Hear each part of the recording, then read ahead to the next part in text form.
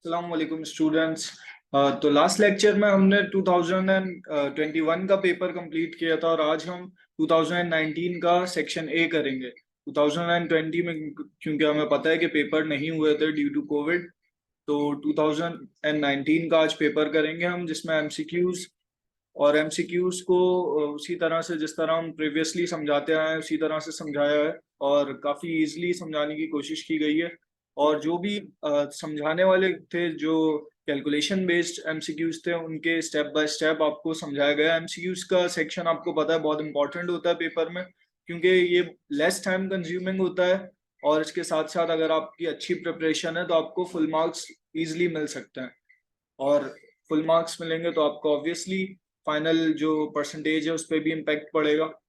तो मैं हमेशा अपने स्टूडेंट्स को इसी बात पे बहुत जोर देता हूँ कि एमसीक्यूज की प्रिपरेशन अपनी बहुत अच्छी करें। तो चलते हैं अपने लेक्चर की तरफ।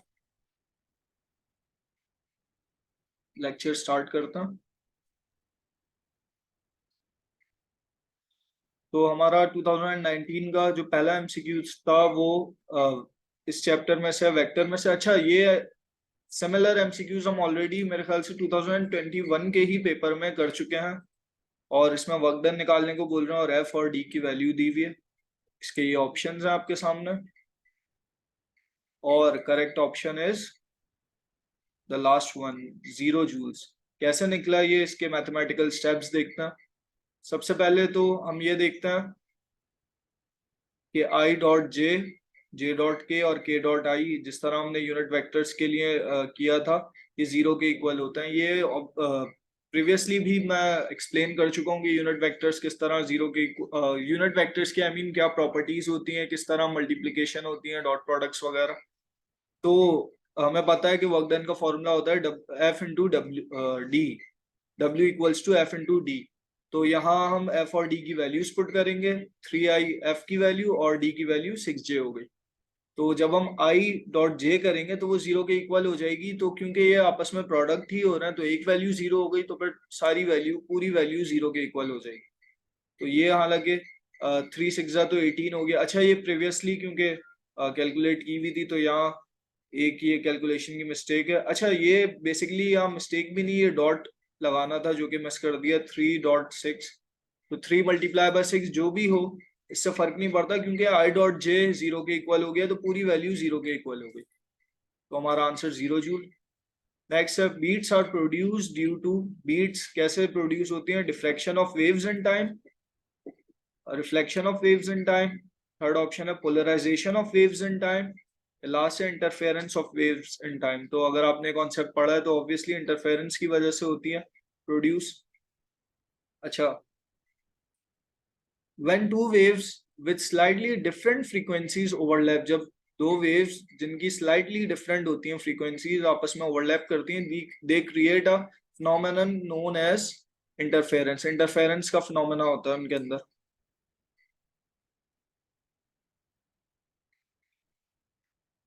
थर्ड है, the wave front of waves will be spherical when the rays of light are parallel होंगी तो spherical होगा wave front, या perpendicular होंगी, या मोनोक्रोमेटिक, या नॉट पैरेलल। उसका करेक्ट ऑप्शन है, करेक्ट आंसर है नॉट पैरेलल। अच्छा, when the rays of light are not parallel such as in are diverging और कन्वर्जिंग बीम। कन्वर्जिंग या डाइवर्जिंग बीम जिस तरह आपने एग्जांपल में भी देखी होगी, जब कॉन्वेक्स और कॉनकेव लेंस की मैंने एग्जांपल बनाई थी, कन्वर्जिंग बीम्स और डाइवर्जिंग बीम्स अलग अलग शो की थी उसमें, तो उनका जो वेव फ्रंट होगा वो स्फेरिकल होगा। अच्छा, if F be the limiting friction and R be the normal reaction, then the coefficient of static friction will be equal to, ये फ्रिक्शन के जो लेक्चर था उसमें ये समझाया गया था और इसका जो रिलेशन होता है ये इसके ऑप्शंस हैं। Option A F upon R, B F into R, R upon F, या लास्ट है 1 अपॉन एफ इंटू आर। उसका करेक्ट ऑप्शन है आपके पास F अपॉन आर, जहां एफ शो कर रहा है लिमिटिंग फ्रिक्शन को और आर शो कर रहा है नॉर्मल रिएक्शन को। ये सिंपल रिलेशन है, इसको ध्यान में बिठा के रखें। The dimension of capital G upon G R. अच्छा, यहाँ इन्होंने डायमेंशन जो दी है तो कैपिटल जी अपॉन जी कर स्मॉल जी करके दिया, तो आपको कैपिटल जी की भी डायमेंशन पता होनी चाहिए और स्मॉल जी की भी, आप आसानी कर लेंगे। तो डायमेंशन ये ऑप्शंस हैं आपके, और correct option is the last one. और इसके मैथमेटिकल स्टेप्स देखें अगर, तो जी की डायमेंशन होती है ये, which is M L cube और टी स्क्वायर इनवर्स, और स्मॉल जी की dimension L T square inverse. तो जब आप इनको डिवाइड करेंगे तो आप देखें ये टू से ये मतलब -2 और ये -2, अच्छा ये डिवाइड हो रही है क्योंकि, तो ये दोनों ऊपर चली आएंगी तो ये +2 हो जाएगा, मतलब स्क्वायर हो जाएगा टी का स्क्वायर, और ये एल इनवर्स हो जाएगा। तो 3 में से 1 माइनस हुआ, क्योंकि आपको पता है डिवीजन में पावर्स माइनस होती हैं। 3 में से 1 माइनस हुआ तो 2 बचा, -2 में से +2 हुआ तो 0 बचा, और ये m अकेला रहा। तो इसकी डायमेंशन जो करेक्ट ऑप्शन है वो है m1 l स्क्वायर और t 0। सिक्स्थ है हमारे पास, the magnitude of resultant of two forces of magnitudes 5n and 10n can not be. यहाँ पूछ रहे हैं कि कौन सा ऐसा ऑप्शन है जो कि इनका मैग्नीट्यूड नहीं हो सकता। 5n और 10n, जो 10 न्यूटन और 5 न्यूटन की फोर्सेस हैं, उनका रिजल्टेंट वेक्टर का जो मैग्नीट्यूड आएगा वो इनमें से कौन सा ऑप्शन है जो नहीं हो सकता। इस क्वेश्चन को गौर से समझें। तो आपके पास ये ऑप्शन है। अच्छा, इसका करेक्ट ऑप्शन है first one which is 4 Newton. ये क्यों नहीं हो सकता, इसको एक्सप्लेन करने की कोशिश करते हैं। अच्छा, अगर आपके पास कभी भी ऐसा क्वेश्चन आए तो आप देखेंगे जो छोटी फोर्स है, मतलब जिसकी मैग्नीट्यूड जिसका कम है, वो देखें उससे लेस नहीं हो सकता कभी भी रिजल्टेंट फोर्स का। तो 5 से लेस नहीं होगा, और जो दोनों फोर्सेस का सम है, मतलब अगर आप 10 + 5 करें तो 15 होगा, तो 15 से ज्यादा भी नहीं हो सकता। मतलब कि जो कम मैग्नीट्यूड लेसर मैग्नीट्यूड है उससे कम नहीं हो सकता, और दोनों का सम करके जो आंसर आएगा उससे मोर नहीं हो सकता। तो इस केस में can't be less than 5 and more than 15। तो अगर आप ऑप्शंस को इनसे कंपेयर करें तो आपका जो वाहिद आंसर है वो है 4 न्यूटन, जो नहीं होगा।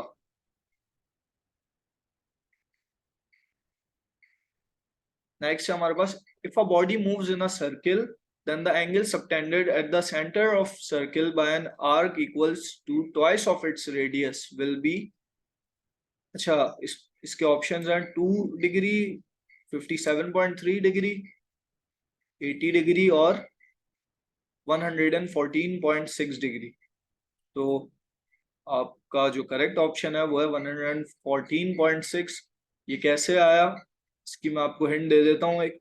ये इस फॉर्मूले के जरिए हुआ है, 2 × 180/π। आप ये कैलकुलेट करके देखना, इसका आंसर अप्रोक्सीमेटली इतना ही आएगा। कभी भी इस तरह का सवाल है, आप सिंपल इसको इस तरह से कन्वर्ट करके, अच्छा ये ट्वाइस दिया हुआ था क्योंकि यहाँ ट्वाइस दिया हुआ था तो 2 लगाया, और ये कन्वर्जन है सिंपल डिग्री से रेडियन से डिग्री में, 180/π। नेक्स्ट है ना, spectrometer, the focal length of convex lens is equal to the length of its. Spectrometer में जो फोकल लेंथ होती है कॉन्वेक्स लेंस की, वो इक्वल होती है लेंथ ऑफ इट्स टेलीस्कोप के, लेंथ ऑफ इट्स ऑब्स्टेकल्स के, या कॉलिमेटर के, और टर्न टेबल के। तो इसका करेक्ट आंसर है कॉलिमेटर। इसको याद रखें, स्पेक्ट्रोमीटर में कॉन्वेक्स लेंस की जो फोकल लेंथ होगी वो आपके लेंथ ऑफ कॉलिमेटर के इक्वल होगी। अच्छा, इसको रिवर्स करके भी दे सकते हैं कि लेंथ ऑफ कॉलिमेटर पूछ लें कि किसके इक्वल होगी, तो length of collimator focal length of convex lens के इक्वल होगी। The point that describes the motion of whole system और बॉडी इज, ये मैंने आपको लेक्चर में भी, ड्यूरिंग लेक्चर भी समझाया था। Centre of mass, inertia, centre of gravity, या मोमेंट ऑफ इनर्शिया। तो इसका correct answer is centre of mass. Centre of mass basically वो पॉइंट होता है जहां किसी भी बॉडी का, पूरी होल बॉडी का जो मास है वो कॉन्सेंट्रेटेड होता है। The product of frequency and time period is, ये आपके सिंपल ऑप्शन है, ये बहुत इजी एमसीक्यूज है। इसका करेक्ट आंसर है 1। कैसे निकला इसका 1 आंसर, क्योंकि आपको इनकी रिलेशन पता होनी चाहिए इसको सॉल्व करने के लिए। तो टाइम और फ्रीक्वेंसी की जो रिलेशन है वो इनवर्स है, मतलब t = 1/f। तो जब f को उधर जाके मल्टीप्लाई कराएंगे, मतलब दोनों का प्रोडक्ट करेंगे हम, तो t इंटू एफ इक्वल आएगा 1 के।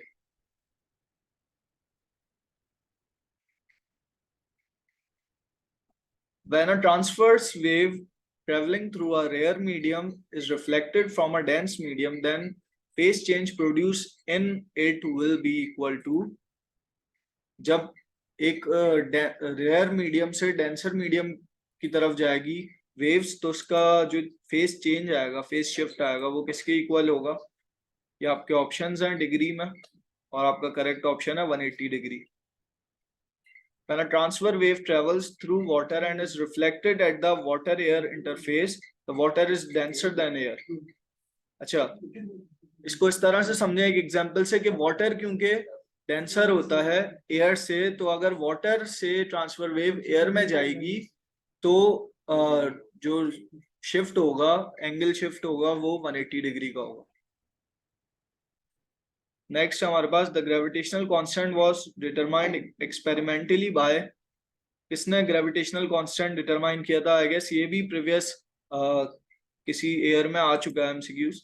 न्यूटन ने, ये काफी आता है, काफी रिपीट होता है, तो इसको ध्यान में बिठाएं, कैवेंडिश, आइंस्टाइन या मैक्सवेल। तो इसका करेक्ट ऑप्शन है कैवेंडिश। कैवेंडिश ने एक्सपेरिमेंटली डिटरमाइन किया था ग्रेविटेशनल कांस्टेंट की वैल्यू को।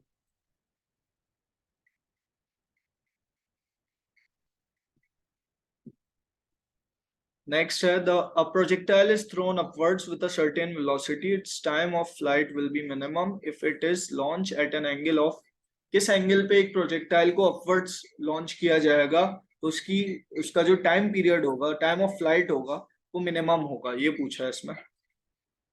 तो इसमें भी एंगल्स दिए हुए आपको ऑप्शन में, और करेक्ट आंसर है आपका 30 डिग्री। अगर 30 डिग्री के एंगल से एक प्रोजेक्टाइल को ऊपर की तरफ थ्रो किया जाएगा तो उसका जो टोटल टाइम ऑफ फ्लाइट होगा वो मिनिमम होगा बाकी एंगल्स के मुकाबले। अच्छा, इसको अगर कंपेयर करके देखें, और इसका फॉर्मूला आपको टोटल टाइम ऑफ फ्लाइट का पता ही होगा, इसका एक ये फैक्टर बता देता हूँ कि वी नॉट साइन थीटा लगाते हैं तो is smaller for the 30 degree launch. अगर आप 45 डिग्री से इसको कंपेयर करें इसी फॉर्मूले को, तो कौन सी वैल्यू स्मॉलर आएगी? जो वैल्यू स्मॉलर आएगी वो आपका आंसर है। As a result the time of flight will be shorter for projectile launch at 30 degree compared to 45 या 60 या 75. Okay, so next is वही यूनिट वेक्टर्स का I cross J dot J cross I is, ये आपके options हैं, और correct option है आपका -1। ये इतना इजी न्यूमेरिकल एमसीक्यू है कि अगर आपको इसका कॉन्सेप्ट पता हो तो बहुत इजीली आप इसे within 10 seconds I guess कर सकते हैं। अच्छा, ये होगा ऐसे, मैथमेटिकल स्टेप्स कुछ इस तरह से हैं कि I cross J dot J cross I cross J हमें पता है कि बराबर होता है के, और जे क्रॉस आई बराबर होगा माइनस के। तो जब के आ गया और माइनस के आ गया, फिर हम सेम दो यूनिट वेक्टर्स का प्रोडक्ट डॉट प्रोडक्ट करेंगे तो 1 के बराबर होता है, और ये माइनस की साइन आ गई तो ये -1 के बराबर हो जाएगा।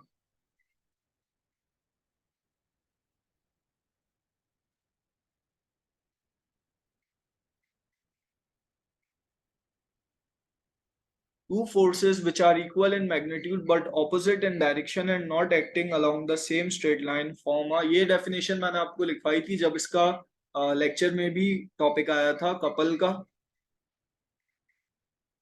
इसके ऑप्शंस हैं, आंसर मैं पहले ही बता चुका हूँ, कपल। इसका ऑप्शन है सर्किल, कपल, पावर या टॉर्क। तो इसका करेक्ट ऑप्शन है कपल।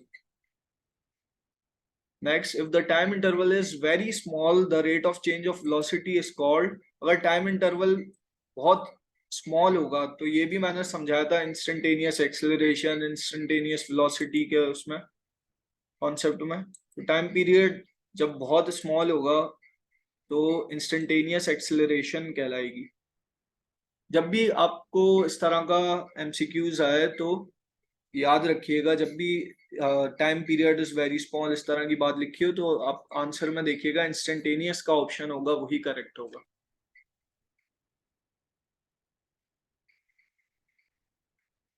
और लास्ट है वेबर फेशनर लॉ इज, ये आपके ऑप्शंस दिए हुए, अगर आपने पढ़ा है वेबर फेशनर लॉ, समझा है, तो आपको पता है कि इसकी करेक्ट रिलेशन क्या है। करेक्ट रिलेशन है capital L is directly proportional to log of small L. अच्छा, काफी इजी न्यूमेरिकल्स हैं और सिर्फ 17 न्यूमेरिकल्स 2019 के पेपर में आए थे। उम्मीद करता हूँ कि आपको वीडियो पसंद आई होगी। अगर पसंद आए तो ज़रूर इसको लाइक करें और अप्रिशिएट करें। और दूसरा ये कि जैसा मैंने आपको ऑलरेडी कहा है कि एमसीक्यूज का जो पार्ट होता है वो काफ़ी इंपॉर्टेंट होता है पेपर में, तो इसकी प्रिपरेशन पे खास तवज्जो दें। अगर आपको फिर भी कोई क्वेरीज हो आपके पास जो, और अगर किसी चीज़ में कंफ्यूजन हो, तो हमारा WhatsApp community is always available. आप वहाँ जाके पूछ सकते हैं हमसे, या कोई रिकमेंडेशन देना चाहते हैं, या किसी और पेपर के, या कोई भी ऐसे क्वेश्चंस हैं जिनके आप चाहते हैं कि लेक्चर बनाए जाएं, तो उधर आके आप बता सकते हैं। इसके अलावा हमारी लेटेस्ट वीडियोस से अपडेटेड रहने के लिए हमारा यूट्यूब चैनल सब्सक्राइब करें। और नोट्स और पीपीटी प्रेजेंटेशन इस लेक्चर की और प्रीवियस लेक्चर्स की हासिल करने के लिए हमारी जो वेबसाइट है www.vtuitions.com, वहां जाके फ्री साइन अप और इनरोल करें। फिर अब हम मिलते हैं नेक्स्ट लेक्चर में। Thanks for watching. अपना ख्याल रखें। अल्लाह हाफिज।